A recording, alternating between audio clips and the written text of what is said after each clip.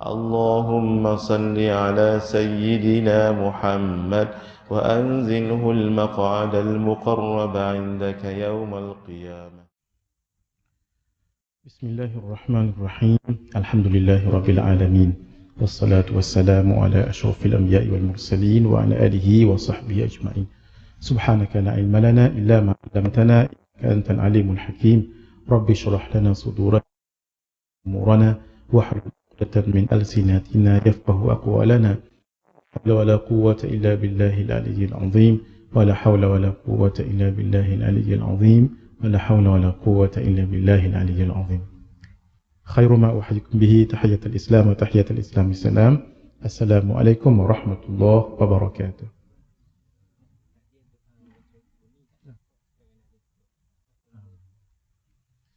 Alhamdulillah, kita sambung pengajian kitab, dan sebenarnya kitab kita dah khatam, cuma untuk bahagian rawatib.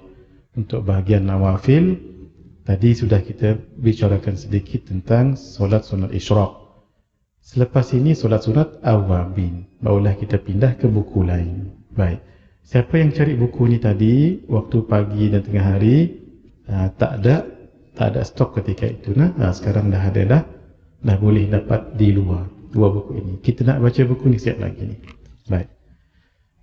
Mari kita lihat solat sunat awabin. Solat sunat awabin. Awabin itu bukan solat sunat rawatib. Juga bukan solat sunat tatawu'at. Karena itu dia masuk dalam kategori tengah-tengah tu, namanya nawafil. Awabin berasal dari perkataan awab. Awab, orang yang kembali. Orang yang kembali kepada Allah di ketika orang lain sibuk dengan urusan dunia dan tak ingat Allah. Awabin, kalau waktu malam dipanggil awabin, iaitu maghrib sampai isya. Kalau waktu siang, awabin itu dipanggil solat sunat duha, 12 rakaat itu. Itulah solat sunat awabin. Kalau siang dipanggil duha, kalau malam dipanggil awabin. Konsepnya sama sahaja. Daripada selepas terbit matahari sampai ke waktu zuhur, orang sibuk dengan pekerjaannya, dengan tanamannya bagi yang bercucuk tanam, dengan mengajarnya bagi cikgu guru dan sebagainya, ya. Jadi sibuk. Ketika ada orang kembali kepada Allah, mereka disebut awabin, iaitu dengan solat duha. Maghrib dengan isya, waktu ini sibuk. Terutama sekali zaman kita sekarang. Paling kurang sesak ataupun jam di jalan. Memang begitu. Orang yang dapat mengambil masanya untuk ingat Allah dipanggil awabi. Baik. Yang kita fokuskan hari ini solat sunat awabin itu. Bila waktunya? Selepas solat fardu maghrib sehingga masuk waktu fardu isya. Masuk je isya, dah tak ada lagi namanya awabin. Masuk saja habis awabin itu. Bilangannya 2 rakaat, paling kurang 20. Apa yang kita bicarakan ni ada dalam kitab ini, ada dalam buku ini. Saya nak, insyaAllah kita ceritakan, kita nak baca lagi 2 kitab ni, jadi kita tak pergi detail gitu, ya. Buku ni ada cerita tentangnya. Paling banyak 20 rakaat. Sesuai, kalau 20 rakaat, setiap 2 rakaat salam. Maksudnya 10 kali salam. Kebiasaannya 6 rakaat sesuai dengan hadis yang kita sebut ini. Man shalla ba'dal maghribi 6 rakaatin. Sesiapa yang solat selepas maghrib 6 rakaat, maksudnya sunat. Lam yatakallam fima bainahunna bisu. Tidaklah dia berbicara ketika dia mendirikan solat itu dengan perkara yang tidak elok. Udilna lahu ibadati bi'ibadati, disamakan, diberikan padanya seumpama ibadat 12 tahun. Ini jangan ditinggalkan ni. Baik, caranya ada 3 cara. 1, solat ba'diyah dulu. Usalli sunnatal maghribi raka'ataini ba'diyatan lillahi ta'ala. Barulah solat awabi. Bermakna lepas maghrib itu 8 rakaat. Termasuk ba'diyah. Barulah solat awabin 6 rakaat. Rakaat yang pertama, niatnya begini. Usalli sunnata hifzil iman ma'al awwabin raka'ataini lillahi ta'ala. Saya bersolat menjaga iman bersama dengan awwabin 2 rakaat kerana Allah Ta'ala. Dalam kitab lain disebut usalli sunnata li hifzil iman, ditambah lam tu. Boleh juga. Nah, 2 rakaat kerana Allah Ta'ala. Allahu Akbar. Rakaat pertama Al-Ikhlas 6 kali, Al-Falaq sekali, An-Nas sekali. Rakaat kedua sama, Al-Ikhlas 6 kali, Al-Falaq sekali, An-Nas sekali. Habis salam, baru angkat lagi. Usalli sunnatal awwabin raka'ataini lillahi ta'ala. Barulah solid awwabin tu. 2 rakaat kerana Allah Ta'ala. Allahu Akbar. Bacalah apa surah sekalipun. Barulah untuk rakaat 5 dan 6 usalli sunnatal awwabin ma'al istikharah raka'ataini lillahi ta'ala. Nawaitu usalli sunnatal awwabin ma'al istikharah raka'ataini lillahi ta'ala. Saja aku solat sunat awwabin bersama istikharah 2 rakaat bulan. Ada orang yang tinggalkan solat ini sebab dia jadi keliru. Hifzul iman ma'al awabin, kemudian ma'awabin, kemudian awabin ma'al istikharah, awabin ma'al hajat, sembahyang hajat pula dah. Dia menjadi semabul, jadi keliru di situ. Karena itu, kalau cara itu agak berat, jangan tinggalkan solat ini, tapi mudahkan dia. Caranya sama. Selepas ba'diyah, standardizekan bacaan dia. Semua ke-6 rakaat itu, maksudnya pada bilangan rakaat yang ganjil itu mula-mula sunnatal awwabin raka'ataini lillahi ta'ala. Tak payah lagi lah sunnata hifzul iman ma'al awwabin, kemudian awwabin ma'al istikharah. Takut nanti banyak sangat ni nah. Yang nak diingat satu je, usalli sunnatal awwabin raka'ataini lillahi ta'ala. Usalli sunnatal awwabin. Nah, begitulah ke-6-6-nya begitu, dengan 2 rakaat, 2 rakaat, 2 rakaat. Nah, baik, ada lagi yang lebih ringan daripada ini, terutama sekali ustaz-ustaz yang mengajar waktu maghrib dengan isyak. Macam saya lah, saya jarang buat 1, jarang buat 2. Saya buat yang ketiga itu. Dan yang ketiga itu yang paling ringan. Ini yang sebelum paling ringan ni. Ketika solat ba'diyah maghrib, teruskan, niatkan itu jadi awabin. Tapi lafaz niatnya tetap ba'diyah. Contoh saya buat begini ya. Niat tu boleh kita masukkan sebelum solat ataupun ketika takbiratul ihram ataupun selepasnya. Contoh, sebelum. Saya nak habis solat maghrib ni, saya nak solat ba'diyah maghrib. Terus saya niat, ya Allah, solat ni nanti saya jadikan ia awabin. Automatically dia jadi awabin. Walaupun kita sebut ba'diyah maghrib. Ataupun takbir dulu, usalli sunnatal maghribi rak'ataini ba'diyatan lillahi ta'ala, Allahu Akbar. Dia yang paling sunatnya, Allah tu jangan dipanjangkan. Tu paling sunat sekali. Nah, tidak seperti yang biasa kita buat. Allahu Akbar. Tidak mengapa. Tidak mengapa. Tapi paling bagus, Allahu Akbar. Baik makmum, baik imam. Baik seorang-seorang, baik berjamaah. Itu paling afdal. Itulah yang disebut oleh Syekh Al-Aimad di dalam kitab Al-Masri, dalam kitab beliau Al-Qawlu Tam fi Mas'alatil Ma'mumi wal Imam. Itu yang paling afdal sekali itu. Nah, cuma kalau yang dah biasa jadi imam ataupun jadi orang dah biasa macam tu, Allahu Akbar, tak apalah, sikit-sikit nanti boleh diubah. Takut nanti Allahu Akbar apa tadi semula Allah kan jadi panjang kerja di belakang. Boleh nah, bila sesuatu jadi adat, maka nak mengubahkannya ambil masa sikit. Tapi tetap yang paling afdal tidak dipanjangkan. Allahu Akbar. Nah, sebab yang dikatakan niat itu qasdu syai' muqtarinan bil fi'li. Niat sesuatu terus buat. Yang nama niat tak semestinya sebiji-sebiji. Sahaja aku ni tak semestinya begitu. Sebab ni perbuatan hati, dia laju je. Nah, sekali macam tu je. Nah, kalau orang yang dah expert, dia akan boleh masuk dengan muqaranah kamaliyah. Ketika disebut alif pada Allah dan sebelum berhenti ra pada akbar, cantik masuk tu. Allah. Dia cantik sahaja aku solat. Tapi expert lah benda ni, sebut satu-satu memang dia panjang. Tapi kalau dia ni lagu tu je. Nah, dia sekali tu je. Gitu ya. Saya bagi contoh macam thumb drive kita lah. Thumb drive ni ada ceramah. Nah, cuba kita masuk tu. Thumb drive tu kan. Oh, dia berpusing je. Allah. Dia akan berceramah lah 1 jam. Walau thumb drive sebiji tu je. Dalam tu semua. Assalamualaikum warahmatullahi wabarakatuh. Apa khabar? Dah makan kah? Dia semua main kat situ. Tapi satu tu ya. Itu nah. Untuk orang yang expert. Orang tidak expert, tak apa. Dengan cara yang lama, tapi berusaha untuk mengubah dengan cara yang lebih baik. Ya? Tapi bagi orang yang dah terbiasa, teruskan dulu.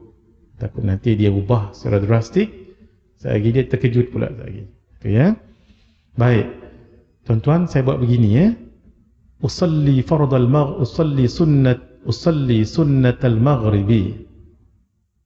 Raka'ataini ba'diyatan lillahi ta'ala. Allahu Akbar. Bar saja terus saya niat.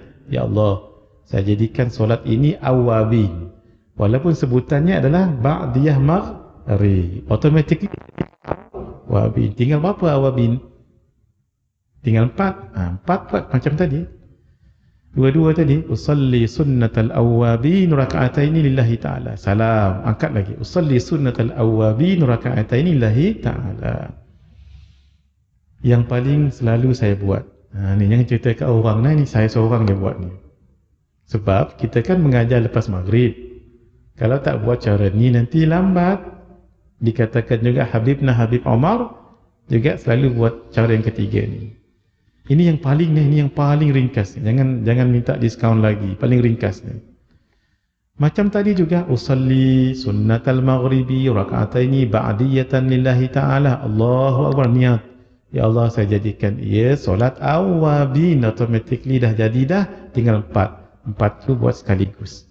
Usalli sunnatal awabin 4 raka'atin lillahi ta'ala. Buat 4 rakaat. Tak perlu tahiyat awal. Kalau nak lagi, ini last lah ni. Last lah. Tak boleh lagi, nak diskaun lagi pun dah tak boleh. Apa? Sembahyang duduk. Boleh? Sembahyang duduk ni, laju ni. Kalau malas juga, sembahyang atas katil. Atas tilam tu, malas sangat. Jangan tinggalkan. Tapi, orang yang mampu berdiri, solat sunatnya, tapi dia solat duduk sah, tapi kena potong 50 markah. Bukan saya sebut, Nabi sebut salatul qa'idi nisfu ajri salatul qa'imi. Sembahyang orang yang duduk dapat setengah daripada sembahyang orang yang berdiri. Kecuali memang sakit kaki, dapat pahala penuh. Nak tunjuk begini, jangan tinggallah ni. Siapa tak mau 12 tahun ibadah diterima tu. Tu penting kita datang mengaji macam ni. Kita buat ini seminggu dapat kalahkan orang. Sebab sembahyang ini awabin. Sama-sama ya. Hadirin, niatlah setiap hari untuk buat ini. Kalau tak juga, buatlah seorang-seorang kat belakang tu. Duduk pun tak apa. Duduk pun. Di rumah, kalau memang malas sangatlah, solat duduk je tak apa. Tapi solat fardu jangan duduk ya. Solat fardu duduk batal. Hatta orang ketika solat fardu, dia berdiri kemudian dia duduk. Ketika dia duduk tu boleh selesa berdiri, wajib dia berdiri.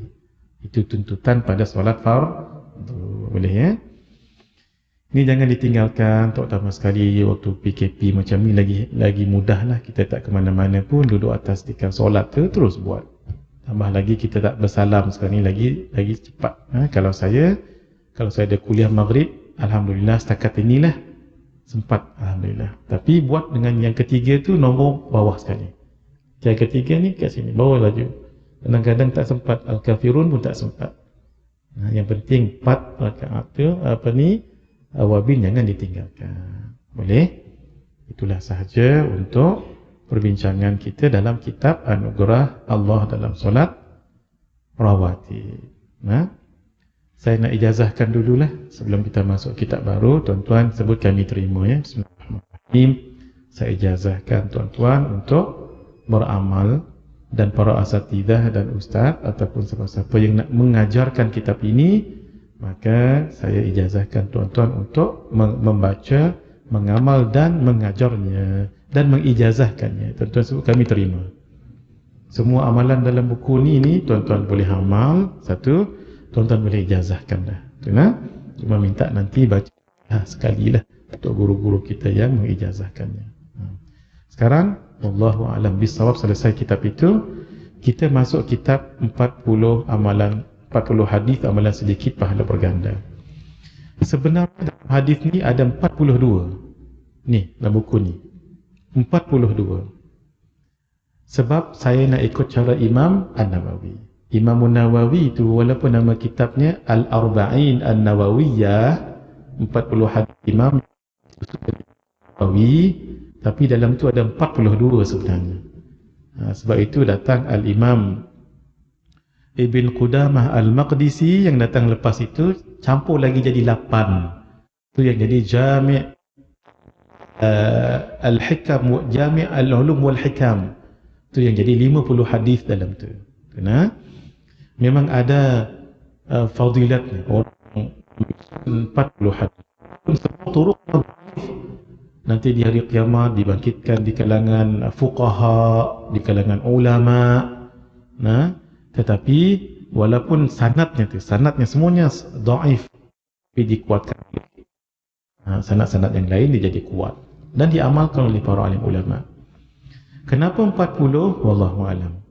Tetapi 40 itu nombor yang ada hikmah dia. Kenapa? Nabi dan Rasul diangkat menjadi Nabi dan Rasul ketika berumur 40 tahun. Tapi 40 tahun Hijriyah. 1 tahun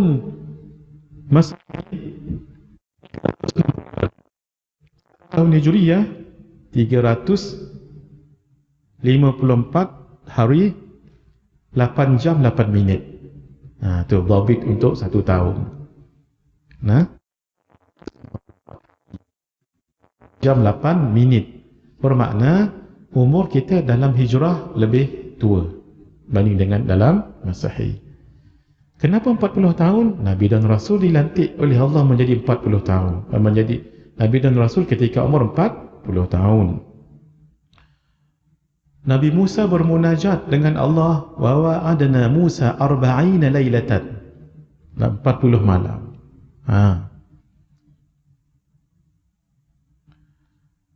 Kemudian ketika Nabi Nuh alaihi salam berdoa, Rabbi la tadharni 'alal ardi minal kafirin dayyara. Ya Allah, jangan tinggalkan lagi orang kafir di muka bumi ini. Lalu dihancurkan oleh Allah. Allah perkenankan habis semua orang yang di muka bumi ketika itu di zaman Nabi Nuh, kecuali 40 pasangan. 40 orang daripada 40 pasangan. 40 pasangan tu, itulah datuk nenek kita dulu. Kita dulu ni berasal daripada 80 orang tu, daripada 40 pasangan. Sebab itu anak-anak Nabi Adam Allah guna dengan 2. Ya Bani Adam. Ya Bani Adam. Wahai anak-anak keturunan Nabi Adam. Tapi ketika zaman Nabi Nuh, generasi ini telah dimatikan oleh Allah. Kecuali yang baik-baik. Yang baik-baik itulah tadi 40 pasangan tadi tu. Jadi 80 orang yang baik-baik tu. Lalu Allah menggunakan untuk tunjuk kita manusia, dzurriyyata man hamalna ma'a Nuh, dan zuriat-zuriat yang kami bawa mereka di bahtera Nabi Nuh. Kita semua ni adalah satu keluarga asalnya. Jadi berpecah-pecahlah 80 orang tadi. Asalnya 40 juga, 40 pasangan. Itu ya. Jadi umur 40 ni memang 40 itu memang ada rahsia tersendiri itu. Kenapa 40 tu? Baik. Amalan dalam buku ni untuk kita beramal, sebab tu namanya amalan, tapi sedikit pahalanya banyak, berganda. Ini keistimewaan umat Nabi Muhammad sallallahu alaihi wasallam. Kita pilih solat Isya dan subuh berjamaah. Kita pilih-pilih muka surat,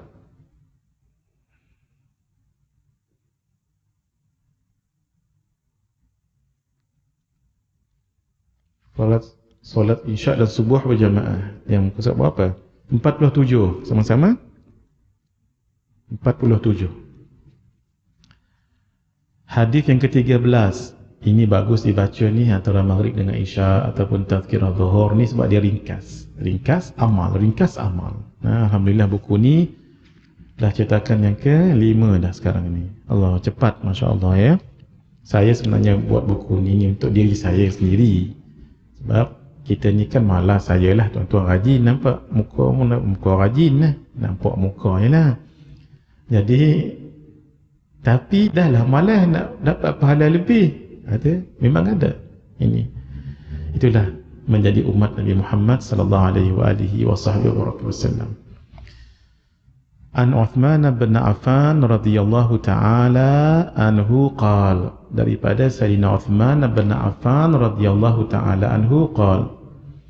Kalau baca sirah Sayyidina Uthman ni naik bulu roma kita. Allah, luar biasa beliau tu ya. Nantilah kesempatan. Beliau tu sekali ketika Nabi santai-santai duduk di kebun, ada air ke bawah tu, Nabi pun buat kain kaki begini. Dikatakan paha ataupun betis Nabi terselak sedikit. Kemudian datang Sayyidina Abu Bakar, Sayyidina Abu Musa al-Ash'ari ketika itu yang menjaga pintu. Man Abu Bakar, minta izin pada Nabi. Sayyidina Abu Bakar nak masuk. Lalu kata Nabi, izinhu, bagi dia izin. Fa'abshirhu bil jannah, bagi tahu beliau dengan khabar gembira ahli surga. Masuk. Sayyidina Abu Bakar datang duduk sebelah kanan Nabi, pun berjuntai kaki main gini juga. Bayangkan, nampak mesra nah? Nabi buat gini, dia buat gini. Kemudian datang Sayyidina Umar, abshirhu bil jannah, bagi tahu beliau juga ahli surga. Masuk, duduk sebelah kanan kiri. Dikatakan dalam hadis itu Nabi tak ubah pun yang kain yang terselak tadi tu, nampak betis ataupun paha. Ketika datang Sayyidina Uthman, maka Nabi pun tutup. Rupanya diperhatikan oleh Sayyidatina Aisyah radhiyallahu taala anha. Ditanya selepas itu, ya Rasulullah, kenapa ketika ayahku datang tuan biarkan, Sayyidina Umar tuan biarkan, tapi Sayyidina Uthman datang lalu tuan tutup? Apa kata Nabi sallallahu alaihi wasallam? Kaifa la astahi ala man tastahi alaihi al-malaikah? Kenapa saya tak segan? Sebab malaikat pun segan dengan beliau. Masya Allah. Ada satu peperangan, Nabi khutbah ke atas. Nabi berkhutbah. Nabi mengatakan, man, siapa ni nak menghadapi peperangan? Siapa yang akan menginfakkan jalannya ke jalan Allah? Sayyidina Uthman bagi tahu, ya Rasulullah, alayya mi'atu ba'irin, ya Rasulullah, saya akan bagi 100 unta, siap dengan pelana, siap dengan kelengkapan perang. Sayyidina Uthman bin Affan, kayanya beliau luar biasa. Habis Nabi pun berhenti. Nabi pun sebut lagi, man, siapa yang nak berjuang di jalan Allah, sebab Nabi nak buka peluang. Beliau lagi sekali, ya Rasulullah, alayya mi'ata. Tadi mi'atan 100, ini mi'ata ba'irin, saya akan bagikan 200 unta, siap dengan pelana, siap dengan semua sekali itu. Sekejap berhenti, Nabi pun khutbah lagi. Kalau tuan-tuan puan-puan baca dalam hadis ataupun kitab, kana yakhtubu, adalah Nabi berkhutbah, ada dua maksud. Satu khutbah hari Jumaat, yang kedua khutbah biasa. Tetapi ada perkara penting. Nabi akan naik atas, bukan mimbar je ni, dia mimbar Nabi 3 je. Nabi naik kat situ berkhutbah. Maksudnya tak semestinya khutbah Jumaat, Tapi khutbah yang ada pengumuman penting itu difahami kalau baca hadis dengan baca kitab sejarah. Kali ketiga Nabi mengatakan begitu, apa kata Sayyidina Umar? Alayya 300 ba'irin. Ya Rasulullah, saya akan infakkan 300. Berapa semuanya? 600. Tadi kan 100. Campur 200. Campur 300. Berapa? 600. Siap dengan kelengkapan perang dan peralatan semua sekali. Ketika Nabi turun, Nabi bagi tahu ini satu martabat Sayyidina Uthman yang payah orang nak lawan. Ketika Nabi turun dan Nabi bagi tahu, la yadurru Uthman ma fa'ala ba'da al-yawm. Tidak ada lagi yang boleh memudaratkan Sayyidina Uthman apa yang beliau buat hari ini. Luar biasa. Nah, infak. Itu orang kaya yang tahu, orang kaya akhirat, nah, dunia akhirat. Sami'tu Rasulullah sallallahu alaihi wa alihi wasallam yaqul, aku telah mendengar Rasulullah sallallahu alaihi wasallam bersabda, man shalla al-'isha'a fi jama'atin faka'annama qama nisfa al-lail wa man shalla subha fi jama'atin faka'annama shalla al-laila kullah. Sesiapa yang mendirikan solat isya' secara berjamaah, maka seolah-olah dia telah mendirikan solat sunat separuh malam. Daripada maghrib tu 2 rakaat salam, 2 rakaat salam, angkat 2 rakaat salam, non-stop sampai separuh malam, pukul 12 mudah-mudah. Yang solat subuh secara berjamaah, daripada maghrib 2 rakaat salam, angkat 2 rakaat salam, angkat 2 rakaat salam, angkat sampai ke subuh. Orang kalau dia solat subuh berjamaah, adakah orang dibangi sembahyang macam tu? 20 rakaat pun banyak batuk kat belakang. Ini kan pula sepenuh malam. Ini malam. Ini malam. Malam tu bagi 2. Ni. Daripada maghrib itulah 7.30 sampai pukul 12 lah, ambil tengah malam ya. Ambil mudah-mudah. Pahala orang yang solat isyak berjamaah. Siapa? Orang yang sembahyang sunat continuously daripada maghrib sampai ke 12.30 malam. Kalau ada, payah nak cari. Di Malaysia ni pun satu dalam berapa juta ni pun payah nak cari. Kalau ada pun mungkin semalam je buat. Malam kedua MC. Mungkin ini buat sesimpel solat isyak berjamaah dapat pahala ini. Lebih lagi kalau subuh berjamaah, ni fadil isyak berjamaah. Ini kalau subuh, Allah, solat subuh itu dengan tidak solat berjamaah. Kalau kita dah solat seorang-seorang kan, kemudian ada jamaah, join lagi boleh. Boleh. Sebab dalam mazhab kita, mazhab Asy-Syafi'i, solat boleh diulang sekali. Solat boleh diulang sekali. Buktinya Sayyidina Mu'adz bin Jabal solat dengan Nabi. Balik ke kampung, beliau jadi imam balik. Solat yang sama, boleh ya. Baik. Ni jam yang saya jumpa dalam internet ni. Waktu maghrib katalah pukul 7 lebih kurang ya, 7 lebih. 7.30. Inilah maghrib. Dapat pahalanya tak berhenti, non-stop solat sampai pukul 12 tengah malam. Ini untuk orang yang solat berjamaah isyak. Kalau subuh, Allah, daripada maghrib sampai ni tak berhenti pahalanya, setiap malam dapat pahala macam tu. Hadirin jangan tinggalkan. Whatever sembahyang, jangan tidak berjamaah subuh dengan isyak. Nah, subuh dengan isyak. Sehingga di dalam kitab Bahrul Madhi, Syekh Muhammad Idris Al-Marbawi, beliau menukilkan apa yang disebutkan oleh Al-Imamun Nawawi. Al-Imamun Nawawi mengambil dalam kitab beliau Syarah Muslim, syarah kepada Sahih Muslim. Dan Imam Muslim dalam tu, Imamun Nawawi menukilkan pandangan ayat. Imam Qadhi Iyad menyebut pendapat Al-Imam Asy-Syafi'i dan Imam Malik dalam kitab Muwatta menyebut bulan Ramadan, kalaulah orang itu dia sempat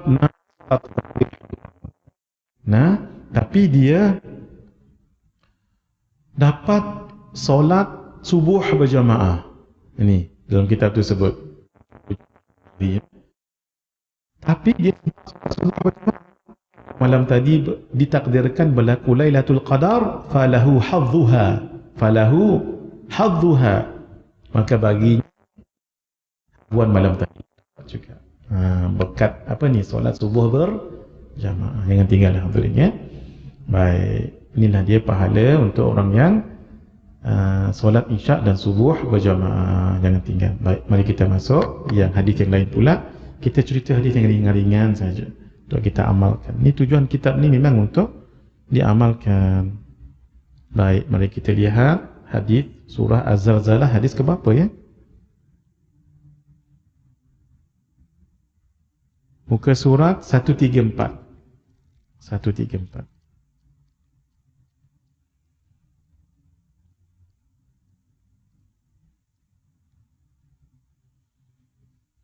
An Ibni Abbas radhiyallahu anhuma qala, daripada Sayyidina Ibni Abbas radhiyallahu taala anhuma berkata, ada 4 orang namanya Abdullah, banyak lagi tapi 4 yang terkenal yang dipanggil 4 abadillah, tapi mereka tak dipanggil pun dengan namanya tapi dipanggil dengan kunyahnya. Contoh, Abdullah bin Abbas yang kita sebut ni, beliau dipanggil dengan kunyahnya Ibnu Abbas. Abdullah bin Umar dipanggil Ibnu Umar. Abdullah bin Zubair dipanggil Ibnu Az-Zubair. Abdullah bin Mas'ud dipanggil Ibnu Mas'ud. Qala Rasulullah sallallahu alaihi wasallam, Rasulullah sallallahu alaihi wasallam sabda, "Idza zulzila ta'dilu." Saya dah baca tadi, hadis ni saya dah baca pagi tadi. Idza zulzila ta'dilu nisfal Quran. Sekali baca Az-Zalzalah menyamai 1/2 Quran. Wa qul huwallahu ahad ta'dilu thulutsal Quran. Sekali baca qul huwallahu ahad menyamai 1/3 Al-Quran. Wa qul ya ayyuhal kafirun ta'dilu rubu'al Quran. Sekali membaca qul ya ayyuhal kafirun menyamai 1/4 Tapi baca sampai habis. Jangan kepala saja, jangan. Qul ya ayyuhal kafirun sadaqallahul azim. Nah, baca sampai habis. Pahalanya seperti khatam sekali Al-Quran. Ini kita buat satu kaedah. Berdasarkan hadis, paling kurang yang ni jangan tinggal. Setiap hari paling kurang 2 kali Az-Zalzalah, 4 kali Al-Kafirun, 3 kali Al-Ikhlas. Itu paling kurang. Lebih bagus. Itu ya. Baik, mari kita lihat. Sudah ini yang seterusnya. Kita pilih yang mudah-mudah hari ini. Beristighfar untuk kaum yang beriman. Maksud apa tu?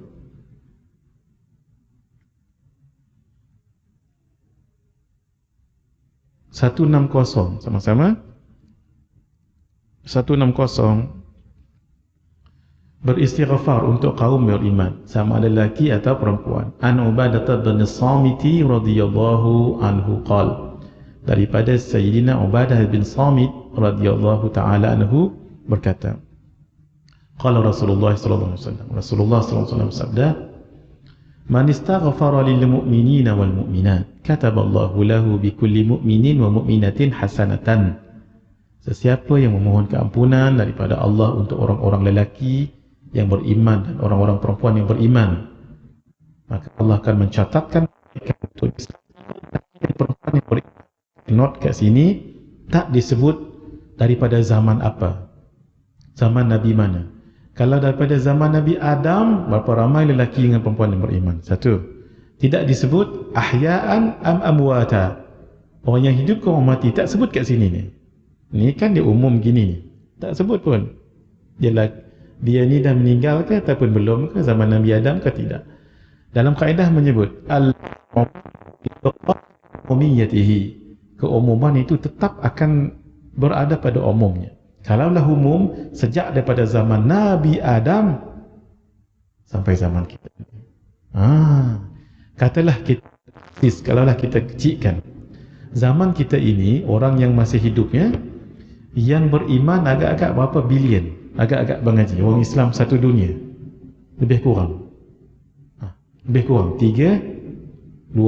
bilion Approximately berapa? Tak sempat pula cek Google tadi. Ambil mudah-mudah mengaji 2.5 billion boleh? Yang beriman all over the world. Sekali kita minta ampun pada mereka, pada Allah untuk mereka, pahala kita seramai 2.5 billion. Sebab tu ulama katakan baca ini. Kalau tuan-tuan ada kitab Khulasah Al-Madani Nabawi karangan Habibna Habib Omar, dalam kitab ni disarankan baca 27 kali. Disarankan. Dalam kitab guru kami Syekh Ahmad Fahmi Zamzam pun 27 kali juga.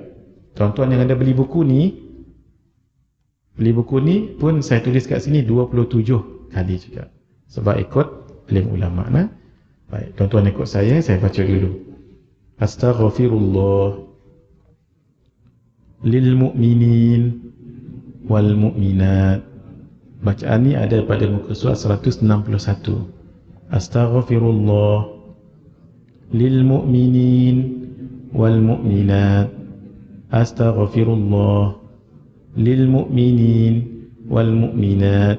Artinya aku memohon keampunan daripada Allah untuk semua orang lelaki yang beriman dan semua orang perempuan yang beriman.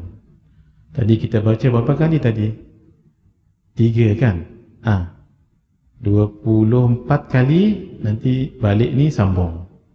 Kan kita kena baca 27. 3 tadi saya dah tolong, 24 sambung nanti nak. Masya Allah. Kata Habibna Habib Omar, ada satu istighfar pasti Allah ampunkan dosa. Ini untuk berita gembira orang yang pendosa, orang yang berdosa lah, buat dosa. Kalau baca ni 3 kali, pasti Allah akan ampunkan. Tapi dengan syarat bersungguh-sungguh tu ya. Macam mana bunyinya? Ada seorang lelaki datang. Wa dhunubah, wa dhunubah, wa dhunubah. Kalau terjemah bahasa Melajunya, alangkah binasanya saya kerana dosa. Saya binasa kerana berdosa. Saya binasa kerana berdosa. Nabi tanya, Masya Allah. Masya Allah. Kenapa? Ya Rasulullah, aku berdosa. Nabi kata, La taqul, jangan kamu sebutkan seperti mana kamu sebutkan tadi itu. Bal qul, bahkan kamu sebut. Nabi ajar, Allahumma maghfiratuka awsa'u min dhunubi wa rahmatuka arja indi min amali. Allahumma, ya Allah, maghfiratuka, pengampunan daripadamu, awsa'u min dhunubi, lebih luas daripada dosa. Saya tahu saya berdosa ya Allah, tapi pengampunanmu lebih luas lagi. Wa rahmatuka, dan rahmat daripadamu, arja indi min amali, lebih lagi aku dambakan daripada amalanku yang tak seberapa ini. Saya tahu rahmatmu lebih banyak. Setelah dia kata begini, Nabi jawab, Ud, satu riwayat, Ud, baca balik. Riwayat yang lain, A'id, ulang balik. Boleh ulang balik yang tadi itu. Allahumma maghfiratuka awsa'u min dhunubi wa rahmatuka arja indi min amali. Ud, kata Nabi. Kali ketiga dia baca, Allahumma maghfiratuka awsa'u min dhunubi wa rahmatuka arja indi min amali. Nabi sebut qum qad ghafarallahu dhanbak, Allah telah mengampunkan dosamu. Ni hadirinnya, di samping kita baca Allahumma anta rabbi la ilaha illa anta khalaqtani, semua tu, kemudian baca astagfirullah lil mu'minin. Satu lagi, yang ini diulang 3 kali. Apa dia tadi? Allahumma, tuan-tuan ikut saya, Allahumma maghfiratuka awsa'u min dhunubi wa rahmatuka arja. 3 kali. Baik. Mari kita lihat. Sekarang sudah habis saya punya ni. Memang tak jangka buat ini tadi. Kita tambah lagi nah. Sebelum amalan penenjing diri ini kita akan ijazahkan hari ini insya-Allah. Baik. Mari kita lihat kitab ini.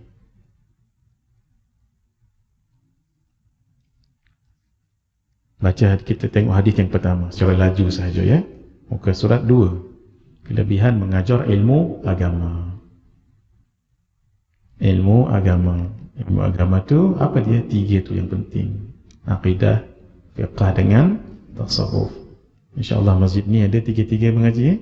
Aqidah, tasawuf dan fiqh. Kata guru kami Syekh Ahmad Radawuddin, beliau sebut kalau surau masjid, madrasah, universiti, sekolah yang tak mengajar 3 ilmu ni, nanti orang yang bertanggungjawab AJK-nya akan jawab depan Allah nanti. Jadi kalau masjid ni dah buat, alhamdulillah. Adapun ilmu tafsir Quran, hadis, parenting, baca Quran, whatever, itu sampingan. Setelah 3 ilmu ni diajar. Aqidah, fiqh dengan tasawuf, betul tak? Baik.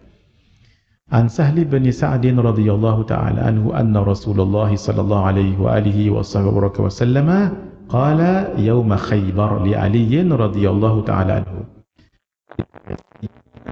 Sayyidina tu namanya taswid. Namanya taswid itu sunat.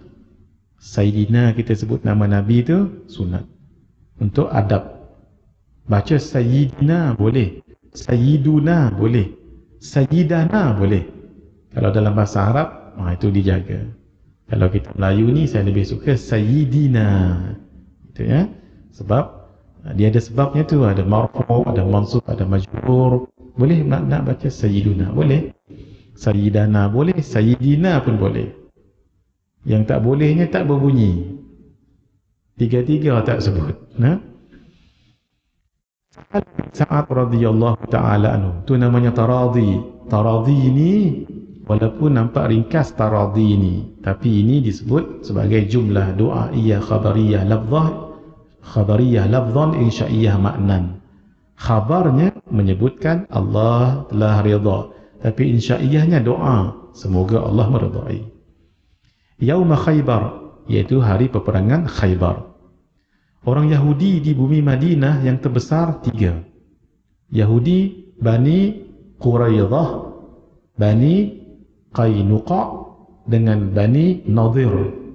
Tapi di luar Madinah ada satu lagi. Namanya Yahudi Khaybar.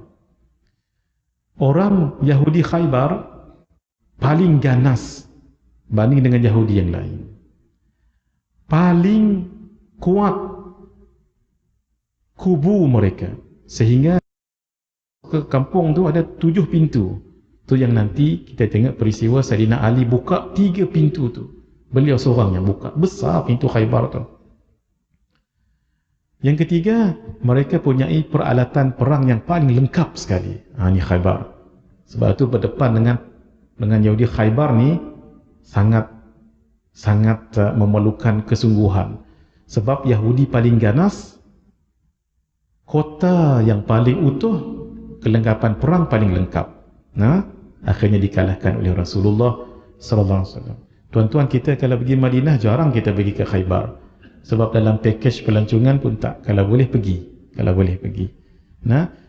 Kubu mereka masih ada sampai sekarang. Saya bagi sikit gambaran. Saya tak pernah pergi lagi, tapi kawan kami pergi ambil video. Orang Yahudi ni mereka takut mati. Macam mana?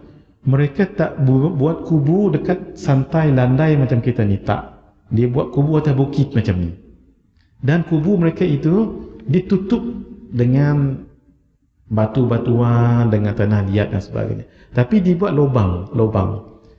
Sebab musuh bagi mereka orang Islam lah yang akan nanti pergi ke situ sudah pasti berada di sekeliling bawah ni dan naik kuda gini. Dengan mudahnya mereka di atas membaling dengan batu ataupun dengan anak panah dan sebagainya. Sampai sekarang ada lagi kubu tu. Tapi perancangan mereka sebegitu, Allah kalahkan.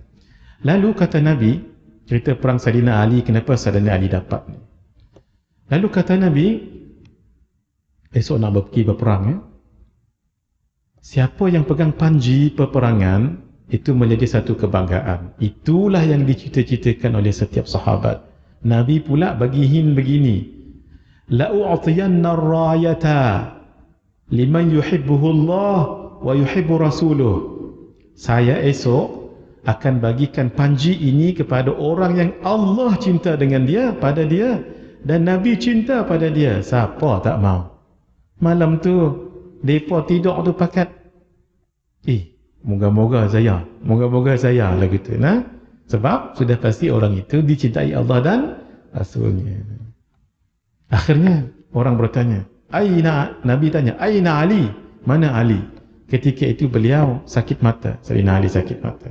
Datang, lalu Nabi dengan bacaan sembuh matanya. Lalu Nabi bagi dengan Sayyidina Ali. Nah, itu yang sebutnya ini Rasulullah SAW bagi tahu kepada Sayyidina Ali pada perang Khaybar. Fa wallahi la an yahdi Allah bika rajulan wahida khairun laka min an yakuna laka humrun na'am. Demi Allah, Nabi kalau bersumpah itu maksudnya serius. Jika Allah memberikan hidayah kepada seseorang lelaki disebabkan kamu, ia lebih baik bagi kamu daripada memiliki unta merah. Kenapa unta merah? Ini salah satu cara Nabi li taqrib al-adhan, untuk mendekatkan pemahaman. Sebab zaman itu siapa yang ada unta merah, maka dia dianggap orang yang berharta lah. Kalau kita berkaitan mahal-mahal sekarang. Nah itu supaya Nabi nak bagi tahu, senang senang difaham oleh orang lain. Itu penting mengajar ilmu agama. Nah, kita laju-laju saja ni. Muka surat 4. Penduduk di langit, bumi dan lautan memohon keampunan kepada Allah untuk orang yang alim. Allah. Wa innal alima la yastaghfiru lahu man fis samawati wa man fil ardi hatta al-hitanu fil ma'. Sesungguhnya seorang alim akan diminta keampunan untuknya oleh siapa? Makhluk yang ada di langit-langit. Siapa? Malaikat. Dan di bumi, kita tumbuh-tumbuhan, binatang-binatang, sehingga kan juga ikan di laut. Sebab itu sebahagian orang sufi tak makan ikan. Sebab ikan mohon ampun pada orang alim, kita pula makan ikan. Sebahagian orang sufi tak makan juga buah anggur. Sebab buah anggur dibuat arak. Gitu. Tapi kita jangan. Air grab itulah yang sedap gitu ya. Ini kita tengok orang alim tu biasa-biasa je kan.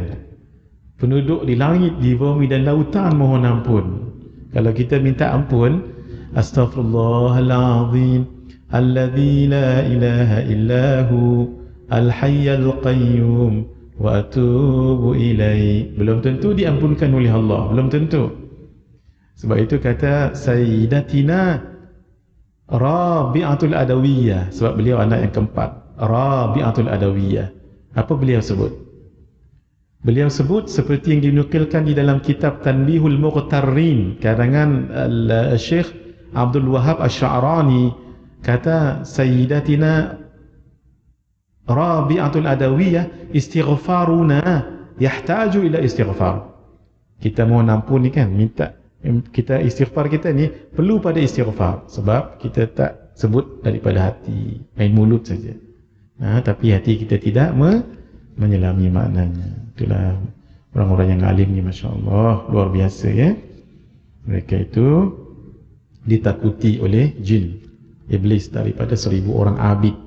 Kenapa? Orang abid dia beribadat. Itu yang hadis pertama-tama tu. Mari kita lihat muka surat 3 patah balik. Muka surat 3 atas tu. Fadlul alimi alal abidi ka fadli ala adnakum. Kelebihan seorang alim kata seorang abid ahli ibadah adalah orang yang paling bawah di kalangan kamu. Masya Allah. Orang ahli ibadah bagus, tapi kenapa orang alim lebih bagus? Sebab orang ahli ibadah dia beribadah insya-Allah lepas siksa kubur api neraka. Tapi belum tentu isteri, anak-anak, kaum kerabatnya, orang-orang di sekitarnya begitu. Tapi orang alim walaupun tak kuat ibadah, sekali beliau mengajarkan hukum, semua orang dapat pedoman.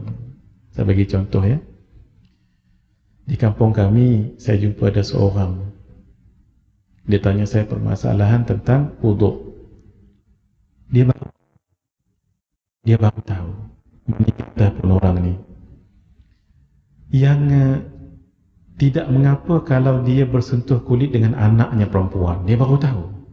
Dia kalau anak dia dah berwuduk, anak perempuan dia berjalan ataupun anak dia dah wuduk, dia berjalan, dia akan mengelak begini jalan di rumah tu, takut tersentuh kulit dengan anak-anak sendiri perempuan, sebab selama ni dia menganggap batal. Hadirin, bayangkan, kan susah dibuatnya.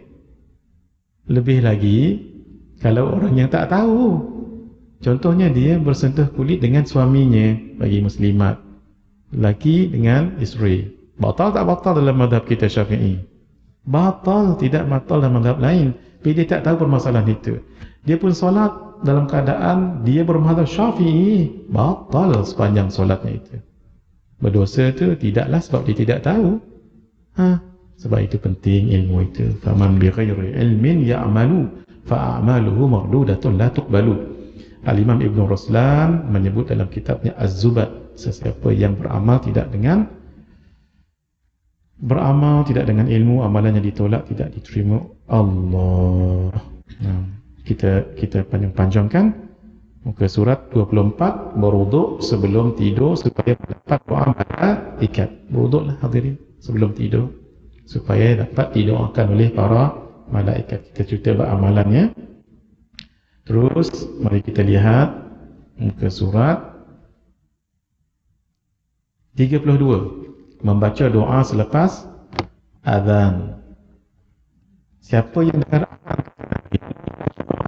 Allahumma rabb hadhihi ad-da'wati at-tammati was-salati al-qa'imah ati Muhammadan al-wasilata wal-fadilah wa ba'athu maqaman mahmudan alladhi wa'adtah. Hadis yang lain, innaka la tukhliful mi'ad halat lahu syafa'ati yawmal qiyamah. Berhaklah dia mendapat syafaatku pada hari kiamat. Allahu Akbar, Allahu Akbar. Kita Allahu Akbar, Allahu Akbar. Asyhadu an la ilaha illallah. Jawab, asyhadu anna Muhammadar Rasulullah. Jawab sama. Kecuali hayya 'alatain. Hayya 'alatain, hayya 'alah. Kita jawab la haula. As-salatu khairum minan naum. Kita jawab sadaqta wa bararta. Saya ingat dulu di sekolah kami, sekolah menengah agama, ada seorang budak kena pukul. Budak senior yang pukul. Saya pun, kerana saya jadi ketua waktu itu, saya tanya, kenapa kamu pukul dia? Rupanya budak tu budak freshies lagi, budak baru lagi. Rupanya dia azan asar, as-salatu khairum minan naum. Pada solat asar. Saya pun sama-sama gurau, betul ya Pak? Hampa kan tidur tadi kan? Mereka marah pasal budak ni azan solat asar, as-salatu khairum minan naum. Tidur lebih baik, solat lebih baik daripada tidur. Ini kan diucap bila ni? Waktu subuh. Saya kata, bapa hampa marah kan tidur tadi kan? Nak gitu ya. Tersilap ya. Baik. Barulah kita jawab, kecuali ketika tengah solat. Masuk tengah solat Allahu Akbar, tiba-tiba orang azan sebab kita solat di akhir waktu. Jangan sibuk menjawab. Teruskan azan, teruskan solat. Salam nanti qada. Assalamualaikum warahmatullahi. Jawab tu qada. Seorang-seorang. Allahu Akbar, Allahu Akbar, Allahu Akbar, Allahu Akbar. Asyhadu an la ilaha illallah, asyhadu an la ilaha illallah, asyhadu anna Muhammadar Rasulullah, asyhadu anna Muhammadar Rasulullah. La hawla wala quwwata illa billahil aliyyil azim. La hawla wala quwwata illa billahil aliyyil azim. La hawla wala quwwata illa billahil aliyyil azim. La hawla wala quwwata illa billahil aliyyil azim. Allahu Akbar, Allahu Akbar, la ilaha illallah. Itu namanya qada jawab. Sama juga ketika dalam tandas. Ketika orang azan jangan jawab. Dalam hati pun jangan. Nanti habis daripada qada hajat keluar, qadakan jawab tadi. Allahu Akbar. Ya. Apapun pekerjaan kita, kalau dengar azan terus tutup. Contoh gini, saya tengah baca Quran ni, Allahu Akbar, Allahu Akbar, habiskan ayat yang paling akhir. Habis, jawab azan. Tuntutan tu kuat tu jawab azan. Bismillahirrahmanirrahim. Mari kita lihat fadilat saf yang pertama, muka surat 36. Nabi sebut lau ya'lam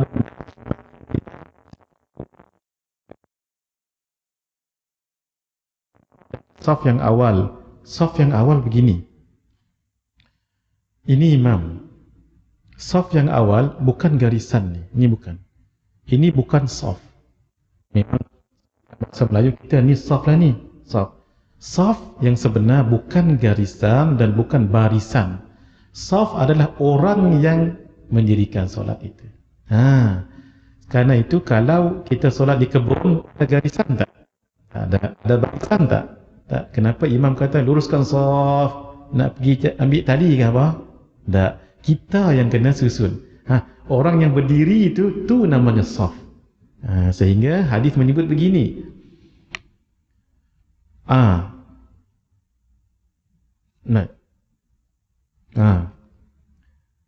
Fi as-saff al-awwal thumma lam yajidu illa an yastahimu alaihi lastahamu. Kalaulah tak ada jalan lain nak selesaikan, mungkin ada berebut orang nak solat di saf yang pertama ni dengan azan, tak ada jalan lain, mengundi, mereka akan mengundi. Baik, saya sebutkan saf tadi tu lebih jelas muka surat 37. Innallaha wa hadis yang kedua. Innallaha wa malaikatahu yusalluna 'alas saffil awwal awis sufufil ula.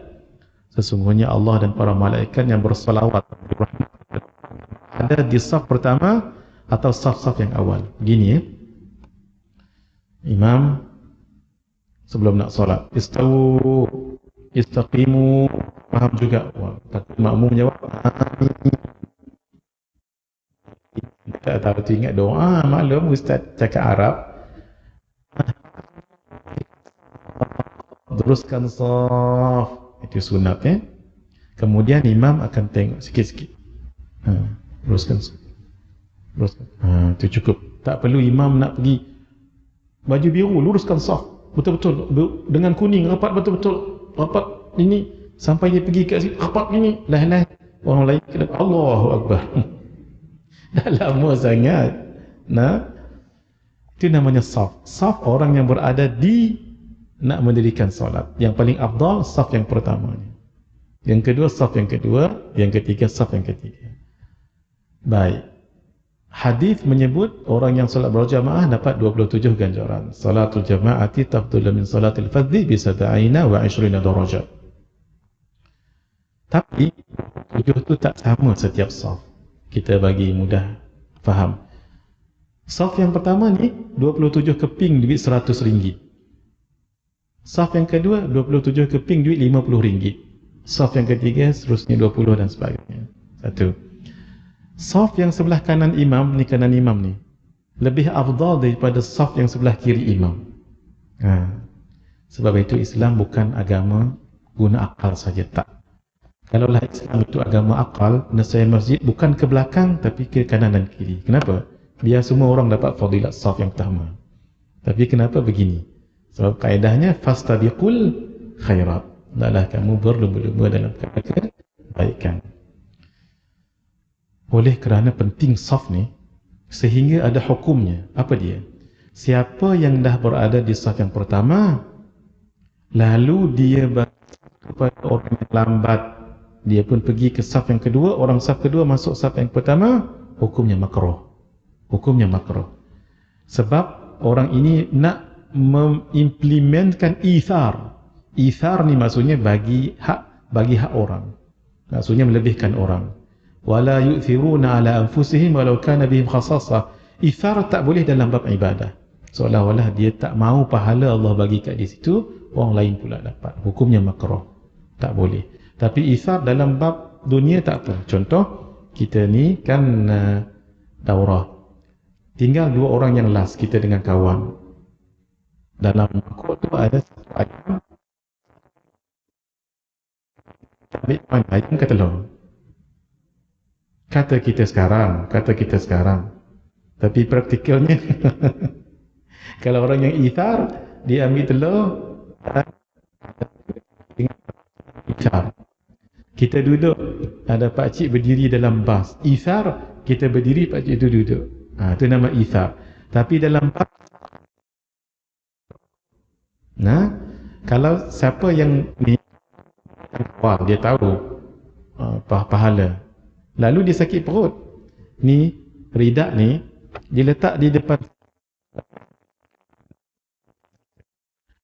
orang yang datang kemudian tolak ridak dia ni, dia tahu dia nak ambil tempat ni, dia sakit perut, kita tandas sekejap.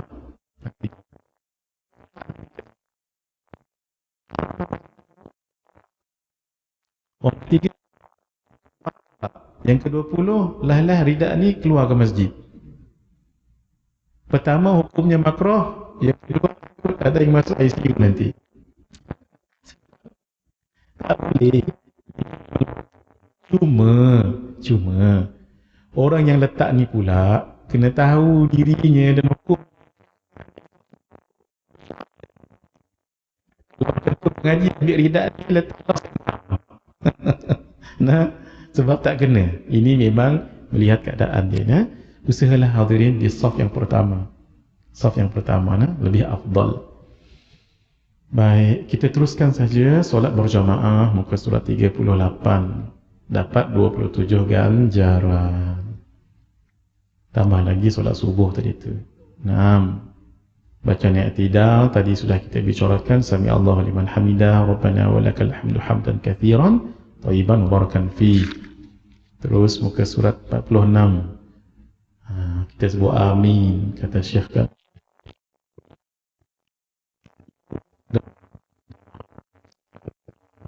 Segi tenaga, segi wang ringgit, dari segi senyuman, dan kata beliau, dari segi sebut amin, sebut amin.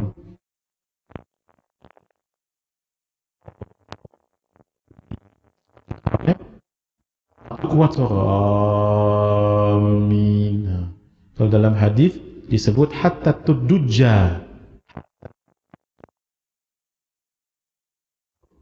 Tuan-tuan ada isyarat di sini. Masjid Al-Hasanah, kalau kita bercakap sebegini memang bergaung bergema itu normal.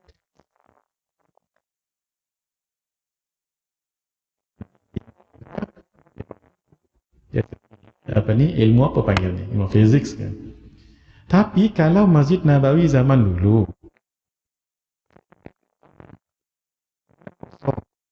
itu ditutup dengan pelepah tamar yang bukan konkrit macam ni. Tak mungkin bergaung. Tapi kenapa bergaung? Nak tunjuknya kuat suara para sahabat. Mari kita lihat pada muka surat, terus saja ya. Qiyamul Lail hadirin pada muka surat 49. Ini pesan guru kita, saya pun pesan juga, walaupun kerana lemah kita sendiri ya. Solat Qiyamul Lail paling kurang 2 rakaat. Cukup paling kurang setiap malam. Tu paling kurang tu, lebih lagi lebih bagus. Cuma sedikit nak perbahasan. Apa beza solat Qiyamul Lail dengan tahajud? Tuan-tuan, sama-sama kita dengar. Baik, bezanya dalam 2 perbincangan. Satu dari segi jenis, yang kedua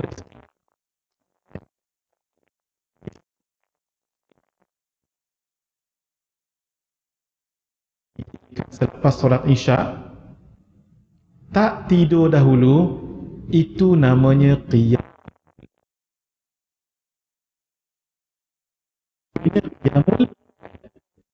Mana-mana solat sunat selepas Isya yang didirikan, yang tidur dahulu,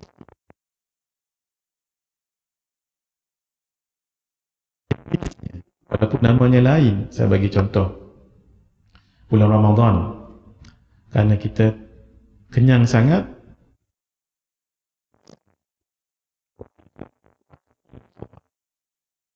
termasuk lagi cendol dengan kedondong asam boy. Dia seorang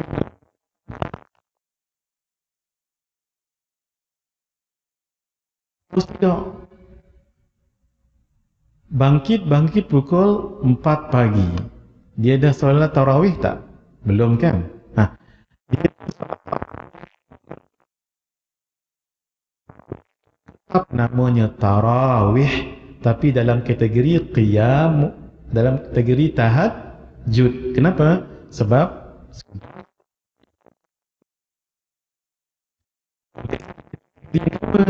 orang ini pukul 10 tak tidur, 11, 12, 1, 2, 3 tak tidur-tidur.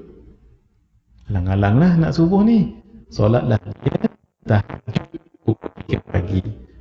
Solat tadi namanya solat apa? Namanya solat tahajud, tapi kategorinya qiyamul lail, sebab dia tak tidur sebelumnya. Boleh hadirin? Dapat dibezakan ya. Qiyamul lail dengan tahajud dibezakan dari segi jenis dan baik. Jangan kita tak solat qiyamul lail. Kalau baca kisah-kisah yang kita letak,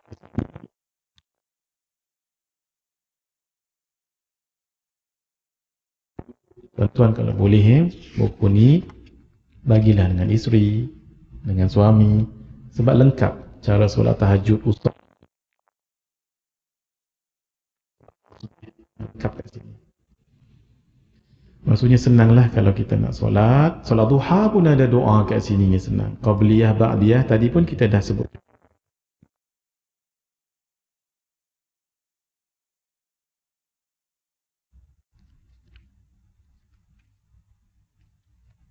Baik, mari kita lihat.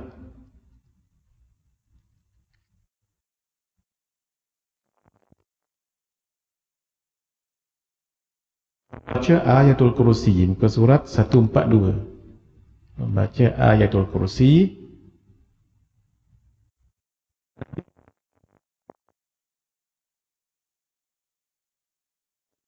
Tubatin lam yamna'hu min dukhulil jannati illa al-mautu.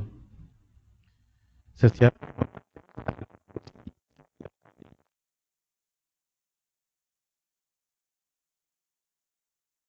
dia bermaksud pasti dia masuk syurga, cuma tak dapat masuk je sebab tak mati lagi.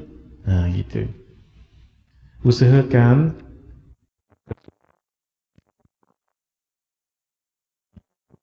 starting daripada malam ni jangan lupa. Sungguh-sungguh saya sebut ni, jangan lupa muka surat 144, membaca 2 ayat. Apa dia? Nabi sebutkan man qara'a bil ayatain min akhir suratil Baqarah fi lailatin kafata. Sesiapa yang membaca pada satu malam, maka 2 ayat tersebut telah mencukupkannya. Mari kita lihat keterangan ulama. Hadis tadi riwayat Imam Al-Bukhari. Para ulama mengatakan ini,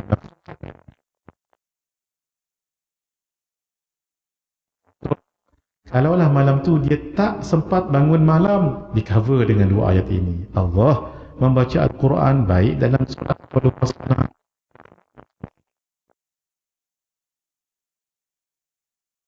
Iman dan amal soleh secara umum, serta menjaganya daripada keburukan jin dan manusia. Ini peninding waktu malam. Wajibkan diri kita. Wajib. Lillahi ma fis samawati wa ma fil ard wa in tubdu. Tak pun mula daripada amanah Rasul, takut mereka tak faham. Dengan sekali baca tu, kalaulah malam tu tak qiyamul lail, tak baca Quran, tak buat ini, tak buat itu kebaikan, dia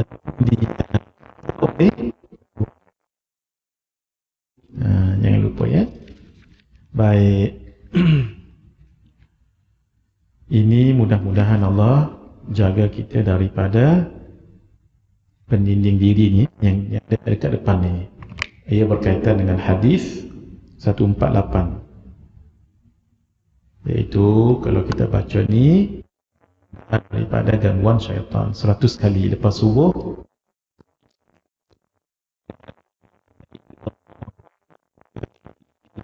Lahul mulku wa lahul hamdu yuhyi wa yumit. Dibaca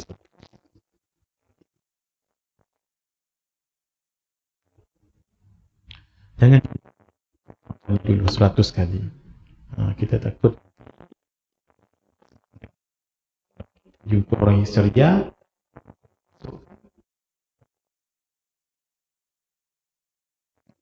Baik, saya ingat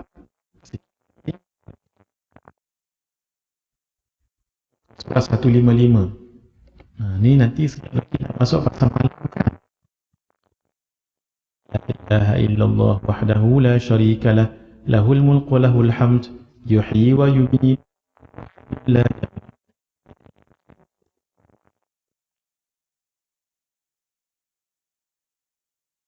pahalanya kataballahu lahu alfi hasanah, Allah akan tulis pahalanya 1,000,000 kebaikan.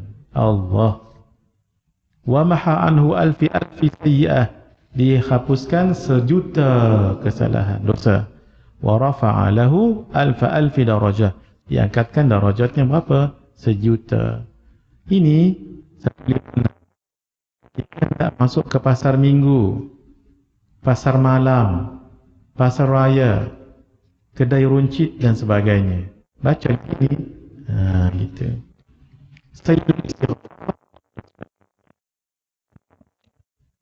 Siapa yang bacanya siang dengan yakin, meninggal sebelum malam ahli syurga. Siapa yang baca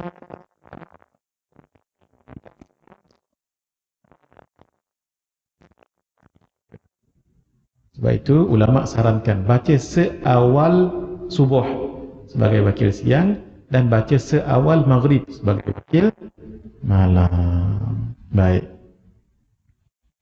Tuan-tuan ikut saya salawat ini kita tutup dengan salawatnya. Bismillahirrahmanirrahim. Muka surat 164. Tuan ikut saya. Allahumma salli ala wa anzilhu al-maq'ada al-muqarraba indaka yaumal qiyamah. Sekali baca tu wajib syafaat Nabi untuk kita.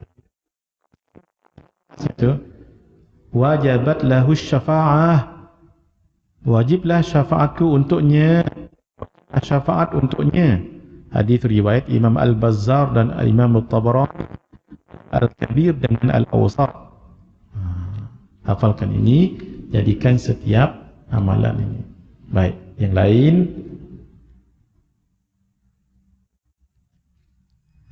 Mari kita lihat yang terakhir.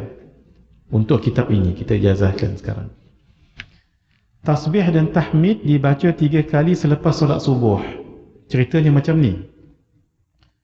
Nabi nak pergi solat subuh, malam tu giliran Sayyidatina Juwairiyah ditikar solat. Nabi pun patah balik 1 jam 45 minit untuk solat duha di rumah. Tengok ada lagi Sayyidatina Juwairiyah duduk. Ya Juwairiyah, ama kunti 'alal halil lati faraqtuki iyyaha. Ya Juwairiyah, kamu duduk ni sejak saya berpisah tadi dengan kamu ke? Naam. Buat apa? Ya berzikir. Kata Rasulullah sallallahu alaihi wasallam, hadis ni. Ini. Laqad qultu ba'daki 4 kalimatin 3 marrat law wuzina bima qulti mundu al-yawm lawazanatkunna. Kamu tahu tak? Saya tadi telah baca 4 kalimat, diulang 3 kali. Kalaulah nak ditimbang apa yang saya baca tu dengan apa yang kamu baca sampai 1 jam 45 minit lebih kurang, lebih berat timbangan bacaan saya. Apa bacaan tu? Bacaan tu bersurat Allah wa bihamdihi adada khalqihi wa ridha nafsihi wa zinata arshihi wa midada kalimatihi. Pahalanya sangat besar mengalahkan zikir 1 jam 40 lebih minit tadi itu. Besar pahalanya ni. Ya Allah, sekali kami sebanyak mana makhluk Allah, banyak sangat makhluk. Wa ridha nafsihi, sebagaimana Allah ridha pada dirinya, banyak.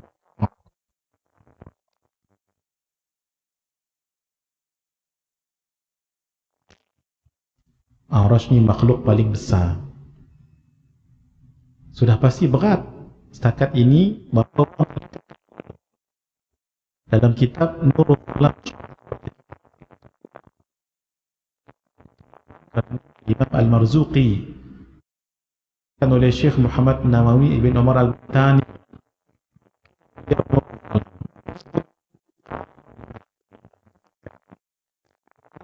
dipikul oleh 4 ataupun 5 pemikul arash. Pemikul arash tu daripada telinga ni besarnya tu nak ke bahu, perjalanannya atas sanah masiratan. Pemikul arash tu dia ada 4 yang memikul arash sekarang. Daripada telinga ni nak sampai ke bahu, perjalanan ratus tahun perjalanan. Besar tak besar? Nak menunjukkan kalaulah besar, arash lebih besar sebab lebih berat. Jadi akhirat fawqahum yawma idzin thamaniya, nanti di hari akhirat akan dipikul 8. Sebab itu zikir pagi dan petang 4 kali ni jangan tak dibaca dalam maghfurah.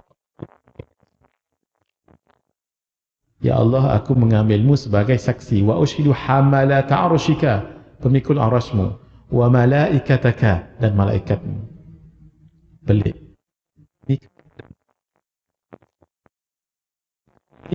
Sebab terlalu besar.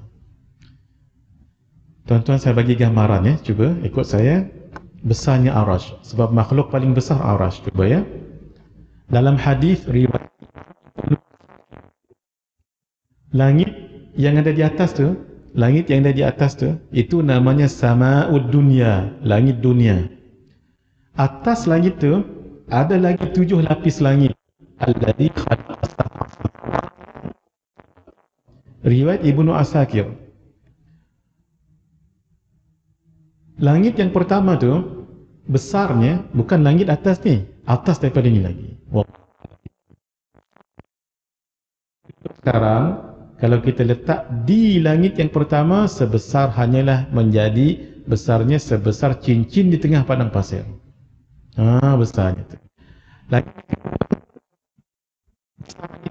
Langit campur dengan bumi, letak di situ hanyalah sebesar cincin di tengah padang pasir.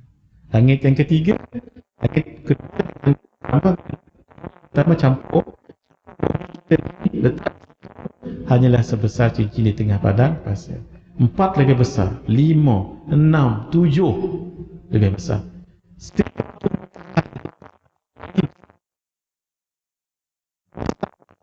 Hati besar. Paling tinggi arash, itu paling besar sekali. Hebat tak hebat? Jadi kalau orang tanya makhluk paling besar apa? Besar. Jangan jawab gajah. Cerita dulu kan gajah. Jangan dijawab gajah lagi. Makhluk paling besar adalah arash. Kalau gajah itu kan, maaf ya, itu anak kita kan standard darjah tadika. Apa makhluk paling besar? Mesti mereka jawab tu. Cikgu tanya, apa binatang mula dengan huruf G? G. Agak-agak apa jawapan dia? Kalau G, gajah lah. Okey. Cikgu pun tanya lagi, apa binatang mula dengan, dia tak tanya besar tapi dia tanya mula.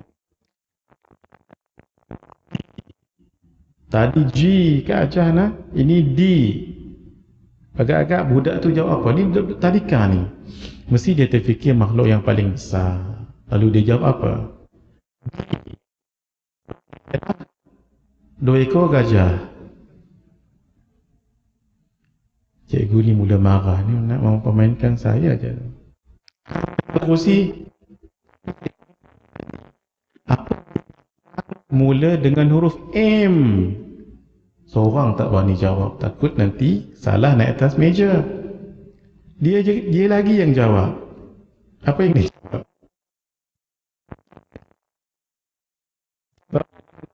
Teringat gajah semua. Last cikgu marah dia. Hang pergi keluar. Siap dah. Menunggu di luar pintu. Tapi terbukalah pintu tu. Cikgu ni pun pelik, suka bertanya lagi. Dah lah alfabet. Apa binatang mula dengan huruf J? Semua orang takut. Dia tolong jawab. Jangan-jangan gajah. Sebab budak yang dia tahu apa? Gajah. Last cikgu pun marah. Faham? Tutup pintu dan kunci. Kali ini cikgu nak tanya soalan. The last question will be, there is no question after this. Tapi cikgu kali ini bijak. Dia tak mahu sebut bunyi kuat. Takut dia yang jawab. Alah, semua gajah. This will be the last question. Apakah Tengok cikgu ni dah mula bijak, tak mahu suara kuat, takut didengar. Apakah binatang yang mula dengan huruf K? Sambil-sambil berbisik, takut dia jawab. Sebenarnya cikgu nak tanya, apakah binatang mula dengan huruf K? Tapi saya apakah binatang yang mula dengan huruf K? Semua senyap, tak ada jawab.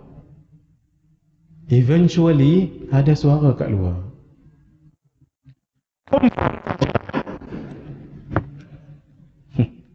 Jangan jawab gajah lagi. Taklah.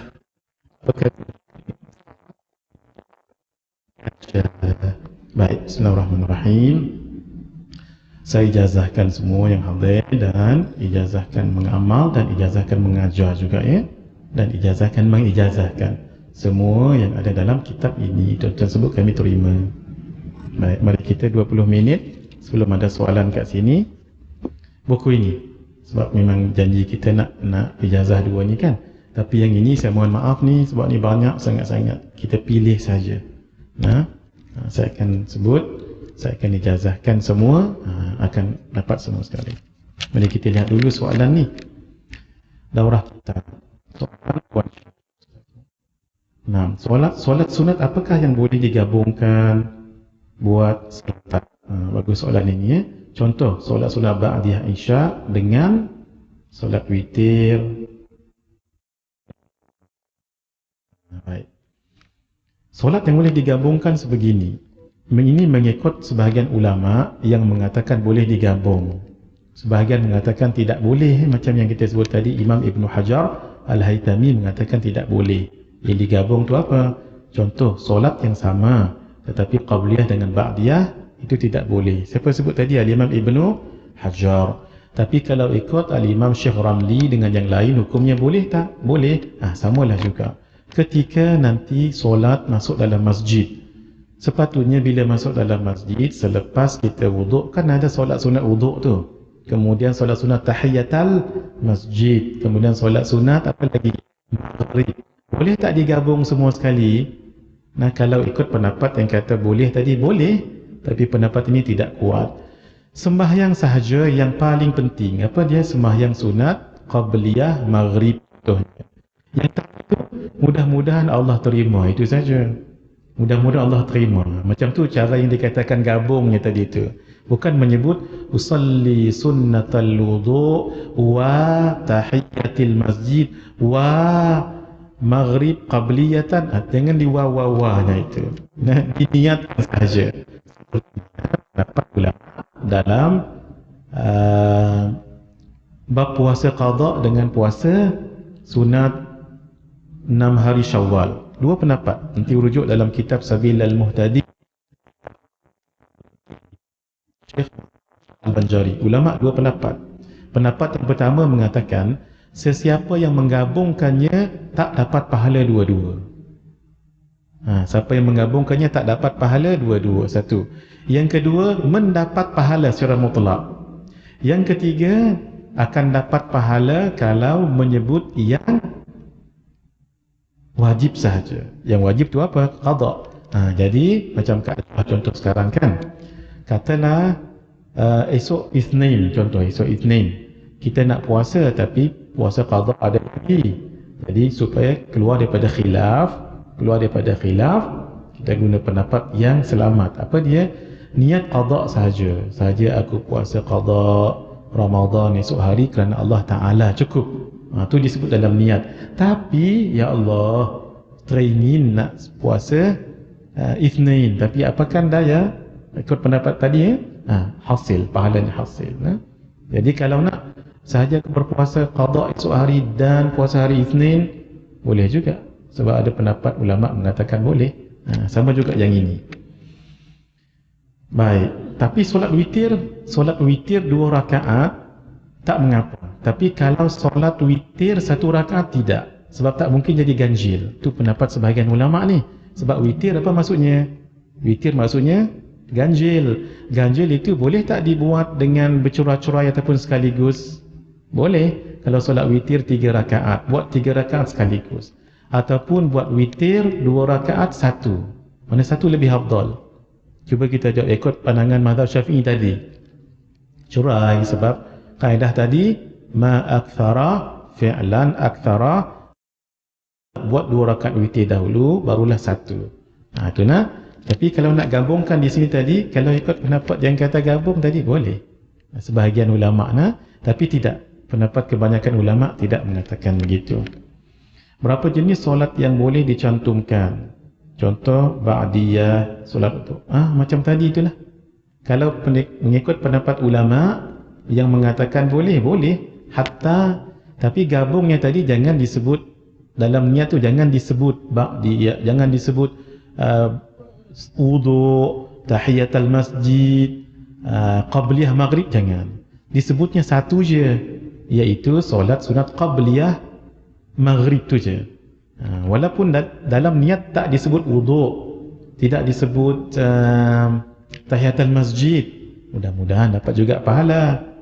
Maksud sebagian ulama maksudnya boleh begitu, sebut yang paling utama saja.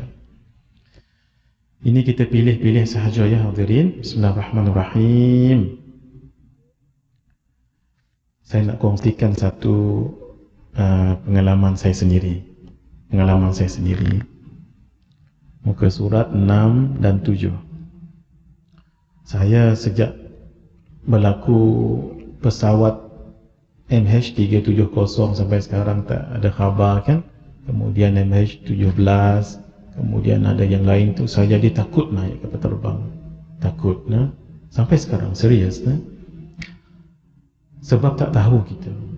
Cuma yang selalu menjadi penghibur saya yang ini saya nak kongsilah, ni amalan peribadi saya ni. Muka surat 6 dan 7. InsyaAllah siapa yang amalkan ini, InsyaAllah dia tak mati hari itu. Mahal ni. Siapa yang mengamalkan ini, dia tak meninggal hari itu. Saya dengar sendiri daripada mulut Syekh Wan Muhammad Sarir, guru kami, ayah kepada Ustaz Autad. Beliau sebut, antara rahsia amalan para wali-wali Allah, kenapa mereka yakin tak meninggal hari itu? Antaranya amalan yang ada pada kitab Munyatul Musalli. Syekh Daud Al-Fattani tulis kitab tu dalam kitab beliau Munyatul Musalli. Rupa-rupanya amalan itu yang saya bawa kat sini ni. Cuma di dalam kitab Munyatul Musalli tak dibubuh nama amalan itu salawat tulul umur. Ini salawat ni. Sebahagian ulama mengatakan kerana khasiatnya itu tak meninggal. Siapa yang bacanya, kata Imam Sanusi dalam kitab ni, maka mereka menamakan salawat itu dengan salawat tulul umur, panjang umur. Inilah dia salawat dia. Bismillahirrahmanirrahim. Alhamdulillah saya dah hafaz dah. Lama dah hafaz. Kalau naik kapal terbang tu dia baca ni, dia tenteram tu lain, insya-Allah. Tapi baca dengan yakin. Apa khasiatnya? Tuan-tuan tengok dulu. Mari kita lihat muka surat 9. Muka surat 9. Dalam kitab Munyatul Musalli, muka surat 19 hingga 20, Syekh Daud Al-Fattani rahimahullahu ta'ala menyebutkan, dan demikian lagi setengah daripadanya kata Al-Arif Billah Sayyidi Imam Sanusi pada risalahnya yang bernama Mujarrabat. Mujarrabat ni, asal mujarrabat begini, jarraba, cuba, jarraba, cuba, akhirnya mujarrab. Itu yang jadi mujarrab. Kalau kita mujarrab, hati. Barang siapa membaca akan doa ini pada setiap hari dan setiap malam, maksudnya 2 kali,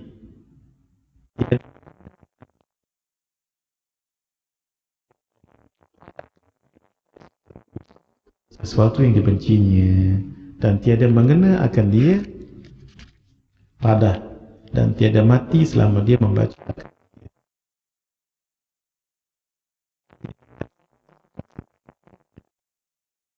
akan dia daripada membacanya. Ini siapa yang baca tak mati.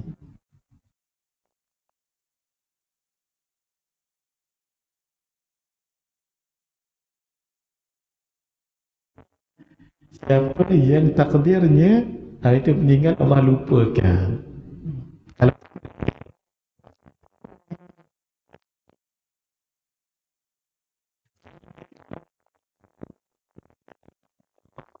Allah lupakan dia baca. Kalau dia baca dia tak mati. Gitu maksudnya.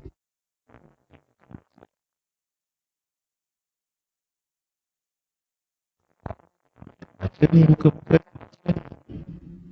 Nah, mohon maaf ya, gurau ya. Wassallallahu alaihi wasallam.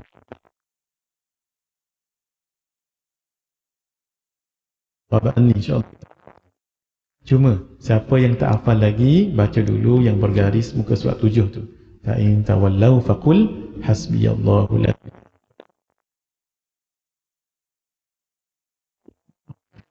Ya. Itulah.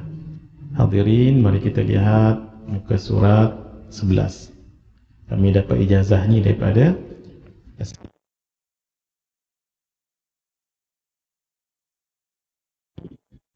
membaca 72,000 kali tahlil. Kenapa?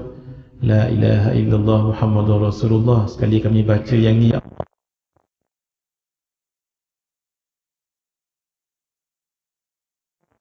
setiap kerdipan mata kita kedip mata 48,000 sekali sehari. Wa nafasin, turun naik nafas 24 kali sehari.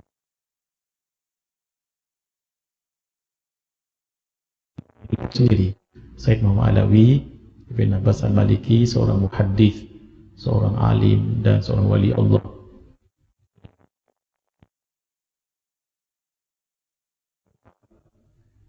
Kalau tak silap saya dan jenazah beliau tidak ni. Jenazah beliau tidak reput.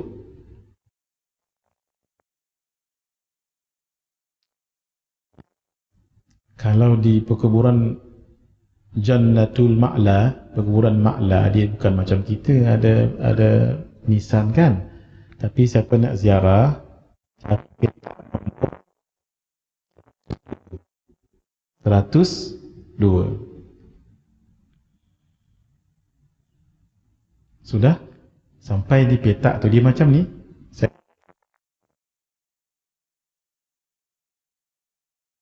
102. Sudah? Kemudian nombor kat sini ada nombor kecil ni. Cari nombor 63 depan ni.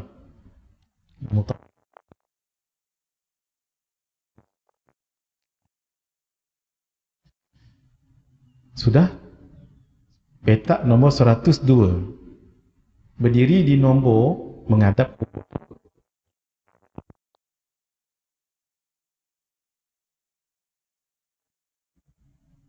Sudah? Batu nisan tu dia dalam bentuk batu-batu-batu. 63 ni, panjangkan nombor ni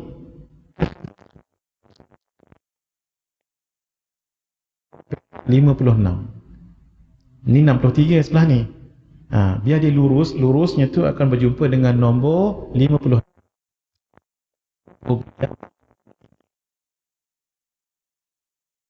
Ada satu batu, kan sana pakai batu je. 1, 2, 3. Situlah kubur beliau. Tak hancur jasad. Saya dengar kisah dia begini. Setelah beliau dikebumikan di situ. Kalau cara Saudi, setelah 6 bulan, setengah tahun lah, akan diambil tadi tu. Sebab 6 bulan kira mayat tu dah jadi kejut, malah bau harum lagi tu. Tak terusik, macam baru semalam diletak. Walau dah 6 bulan, tutup balik. Kemudian mereka kubur bukan macam kita ya, kubur kita 6 kaki bawah tanah ni kan. Buat sini letak, kemudian timbul semua tanah kat sini. Tak, mereka di sini ruang, tutup dengan macam simen. Tutup tanah je kat sini ataupun simen. Ni ruang kan ni. Nanti boleh diambil balik ni. Nanti jenazah ni dia akan diletak tempat lain pula gitu. Masya Allah, tak terusik. Setelah itu saya difahamkan 6 bulan ke depan baru dini balik. 6 bulan. Maksudnya setahun lah. 6 bulan, 6 bulan, setahun. Nah, itu kehebatan beliau. Dan saya dengar kisah ni masyhur ni tak dibuka dah kecuali setelah 4 tahun kalau tak silap saya, baru dibuka balik sama. Sebab itu kuburnya boleh ni sekarang.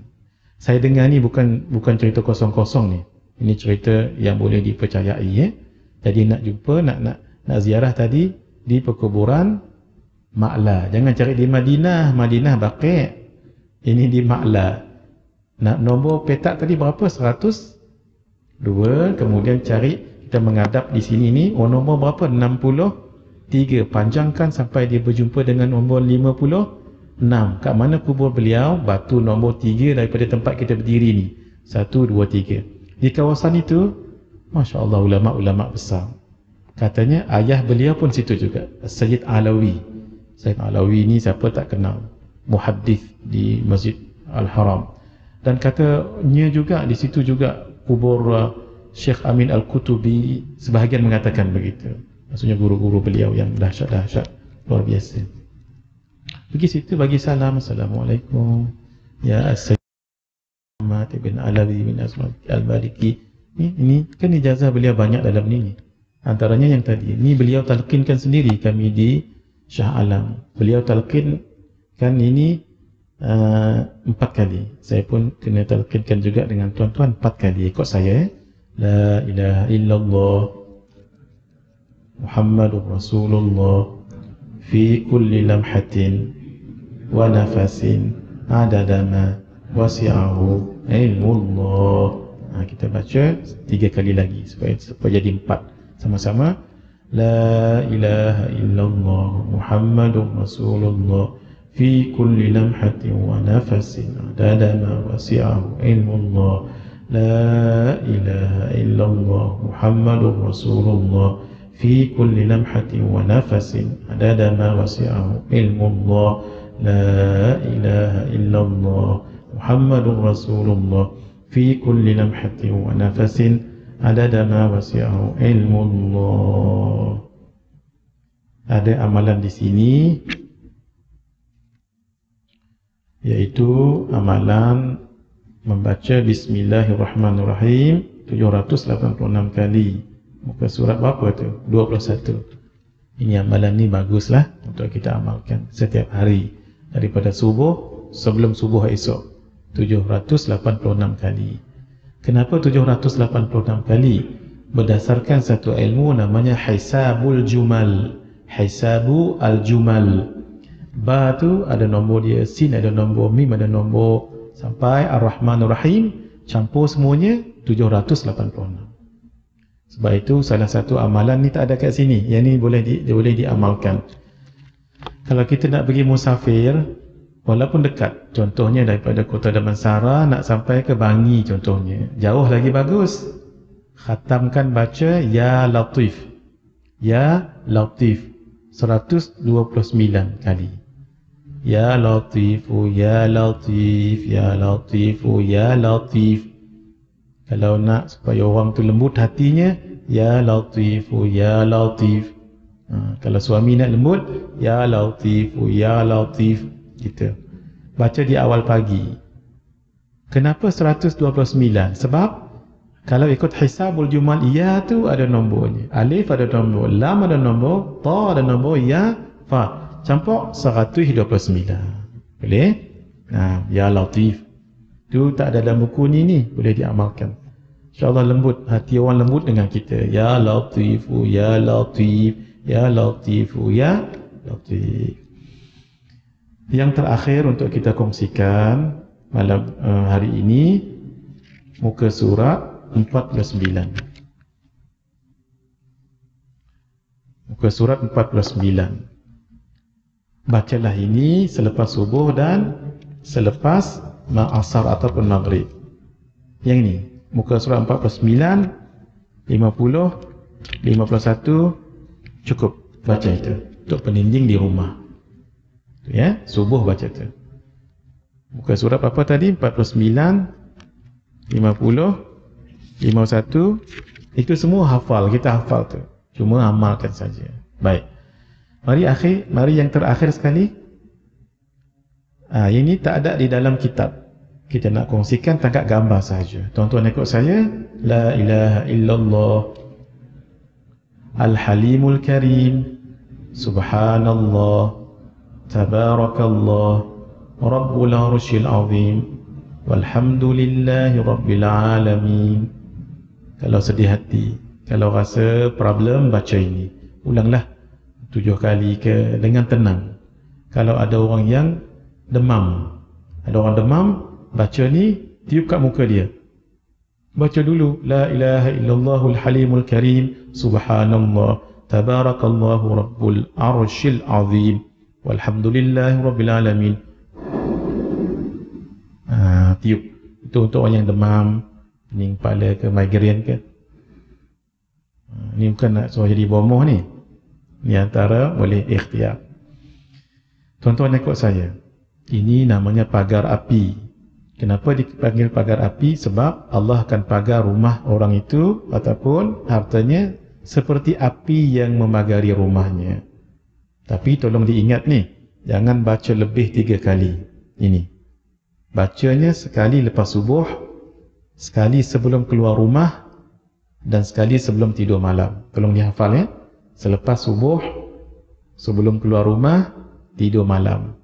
Katalah tuan-tuan baru hari ini dengar, tak baca pun kat rumah kan, balik nanti baca 2 kali.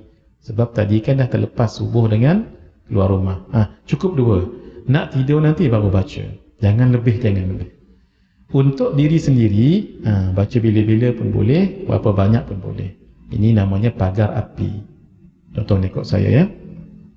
La ilaha illallah Al-Halimul Karim, Rabbus Samawatis Sab'i wa Rabbul Arshil Azim, La ilaha illa ant, Azza jaruka wa jalla thana'uk, Allahu Rabbuna wa Rabbukum, lana a'maluna wa lakum a'malukum, la hujjata bainana wa bainakum, Allahu yajma'u bainana wa ilaihil masir. Bacalah.